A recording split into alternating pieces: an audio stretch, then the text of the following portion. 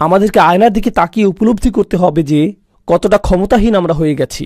যদিও আমাদের সংখ্যা পৃথিবীর মোট জনসংখ্যার 20%-এরও বেশি, গণহত্যা বন্ধের জন্য আমাদের সকলের সম্মিলিত কান্না এবং চিৎকার বাস্তবিক অর্থে কিছুই করেনি।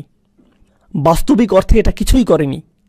আর আমরা সকলেই জানি যে যা ঘটছে তার জন্য অমুসলিমরা যখন উদ্বিগ্ন হয়ে পড়েছে, তখনই এটা গুরুত্বপূর্ণ বিষয়ে পরিণত হয়েছে। পৃথিবী এটাকে অধিক গুরুত্বপূর্ণ হিসেবে গ্রহণ করা শুরু করেছে এজন্য না যে মুসলিমরা বলেছে নিরাপরাধ বেসামরিক মানুষদের হত্যা করা অনুচিত, হাসপাতালগুলোতে বোমা নিক্ষেপ করা অনুচিত, স্কুলে বোমা নিক্ষেপ করা অনুচিত, নিরাপরাধ মানুষকে কারাগারে রাখা অনুচিত। এটা এই জন্য গুরুত্ব পায়নি যে মুসলিমরা এটা বলেছে, কারণ মুসলিমরা এটা বলে আসছে আরও 70 বছর ধরে। বরং এটা এজন্য ঘটেছে, কোনো এক শ্বেতাঙ্গ তরুণী টিকটকে কান্না জড়িত কণ্ঠে বলেছে, আমি বিশ্বাস করতে পারছি না কি ঘটে যাচ্ছে। কয়েক মিলিয়ন মানুষ এটা দেখল, আর এখন এটা গুরুত্বপূর্ণ বিষয়ে পরিণত হয়ে গেল। এখন পৃথিবী বলছে যে হ্যাঁ, এটা আসলে একটা সংকট। জানেন এটা কি প্রমাণ করছে? এটা প্রমাণ করছে যে আমরা যত উচ্চস্বরেই চিৎকার করি না কেন, কেউই তা শুনছে না, কেউই গুরুত্ব দিচ্ছে না। জানেন কখন মানুষ গুরুত্ব দেয় না?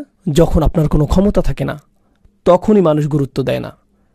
যখন আপনার কাছে ক্ষমতা থাকে, তখন আপনি একটা কথা বলেন আর গোটা পৃথিবীতে কম্পন শুরু হয়। যখন আপনার ক্ষমতা না থাকে, যত জোরে সম্ভব আপনি চিৎকার করতে পারেন, কিন্তু এতে কোনো পরিবর্তন আসে না।